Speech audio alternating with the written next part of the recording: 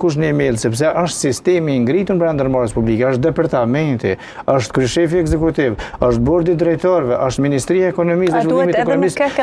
Dikush e ka çuar një email atje që mundet me ro bloku. Dhe unë jam i sigurt sepse kam punuar vend ndërmarrje publike dhe kur ka pas rreziqe brenda Telekomit të Kosovës apo në postën e Kosovës, unë për veti kur e kompani rrezik e kam shkruar një email që kjo punë ka rrezik që ta vendos në kolaps Telekomin për shembull. Dhe unë jam i sigurt që ka ekspert brenda Kekut, që e kanë paralajmëru që do të bëhet një kolaps energjetik, por ka dikush nga një instrument i politikës brenda që ka qenë në urdhat politike dhe të mafisë energjetike, sepse unë e konsideroj që ministrat e qeverisë Kurti dhe vetë Kurti dhe ambasadori që është në rretime janë antarë të mafisë energjetike dhe prokuroria speciale në qoftë se nuk mund e kryejnë këtë punë, atëherë duhet të aftojmë FBI apo një organizatë ndërkombëtare amerikane që të na nxjerrë nga kjo krizë, sepse fëmijët tanë dhe ju nesër mund të mbetni pa punë, sepse nuk do të keni rrymë ta mbani këtë emision.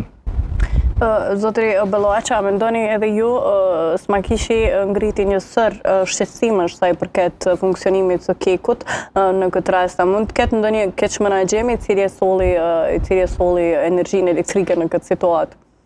Po sigurisht që ka keq menaxhim, vetë fakti se nuk një ndërmarrje ndër vite faktikisht nuk është e suksesshme, nuk duhet më zgjeru prodhimet, duhet më investu, duhet më kjo që kuadrat profesionale faktikisht edhe me punu një interesin publike, sepse pa një reform të thellë energjetike nuk ka zhvillim ekonomik, nuk ka mirëqenie ekonomike. Veç të bëjnë një ndërhyrje më falë se që të jemi më të qartë për publikun. Brenda Kekut, ka një drejtor të bllokut A, ka një drejtor, ka një departament, ka një drejtor të bllokut B, ka një drejtor të prokurimit, ka inxhiniera përgjegjës për këtë punë.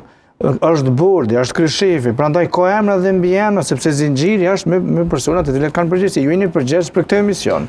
Dhe atje publiku ose deputetët apo prokurori i shtetit duhet të atakojë drejtorin e blloket që ka rënë dhe të jap sqarime a e ke njoftu ti kryeshefin dhe kryeshefi i bordit se po duhen që kaq para që ta riparosh dhe të mos bëjmë kolaps energjetik. Prandaj ka zinxhir të përgjegjësisë e cila duhet të shkojë deri te kryeministri i Republikës së Kosovës. Por unë mendoj që është një sabotim sistematik i strukturuar në ndikimin e mafisë energjetike. Nuk po kam qenë me debatu sonte për terma të teorike, por të jemi konkret, rrymë nuk kemi në 2025 dhe duhet të jemi të shqetësuar individualisht, por edhe nuk e di qysh flen që ata deputet që janë zgjedh, se Albin Kurti është deputet, nuk është kryeministër, duhet sonte me bujt në kek, me po çka ka ndodhur. Ku mos i ka roi Irani? Diçka u bë këtu. Zotri Belloaqa.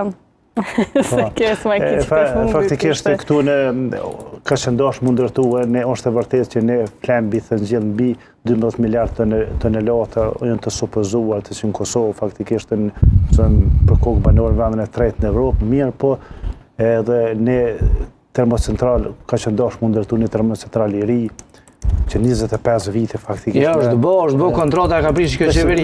Jo veç lutem se të më folë edhe si qytetar, jo veç të ekonomist. Kaqëndash mund ndërtu më të një termocentral, ndoshta jo një po tre ti tash ishin ndërtuar vetëm mos me pas politizu për shembull çështjet nacionale strategjike, energjia, disa gjëra nuk ka qëndosh mu politizuar në vazhdimsi. Kjo është e vërtetë që këta kanë pas raste 4 vite, 5 vite nuk e kanë ndërtuar, por ata të mëhershmet faktikisht nuk e kanë ndërtuar. Kjo është sepse nuk je i drejtë, nuk je, jo spajtona me ty. Ja Belloaqa, ka kontër globale, nga veç pak. Ka qenë projekti Kosova e Ri, mandej Kosova C është thirr. Në kohën e Ramosh Haradinit ka pas projekt për zgjerimin e kapacitetit energjetike. Prit. Mandej Albin Belloaqa ka rruajmë ja ka dhënë Kosova e Ri. Ka pas një tender dhe ka fituar kontër global investim amerikan ku kanë pas më punësuar mbi 1500 vet në Obiliq. Mirë, por ka orë qeveria Kurti e ka prish në mënyrë të njashme këtë kontratë dhe në arbitrazh ndërkombëtar. Kontër globali i ka fituar 21 milion euro për shkak të prishjes së kontratës nga Albin Kurti. Prandaj duhet ta themi të vërtetën.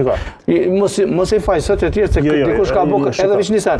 2008-2021 nuk ka pas reduktime as një minutë Republikë Kosovës. Dhe ka pas shumë ma pak import energjisë elektrike se që kemi sot në qershor të vitit 2025. Prandaj mos sepse kështu po e neutralizojmë edhe qytetarin.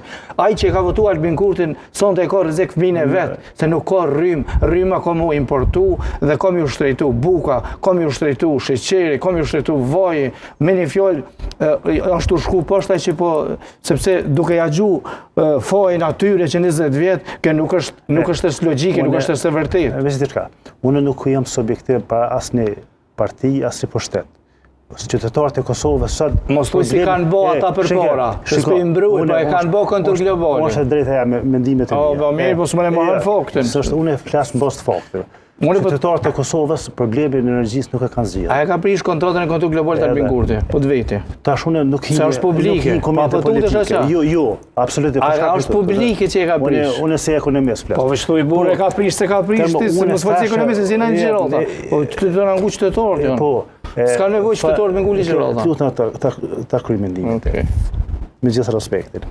Qytetarët e Kosovës sot për sot nuk kanë rrymë. 25 vite pas luftës nuk kanë rrymë, i vetmi ndoshta vetë në rajon që kemi krizë energjetike, me mos pasja rrymë, domethënë edhe reformat energjetikës që ka qëndosh më bo, nuk e në bo, gjithmonë ka pas keq përdorime. Unë më kujtohet edhe pas luftës, edhe ndërkombëtar ku ka qenë me një mision fill pas luftës për pas disa vite, ku thot që me 100 miliona jenë investuar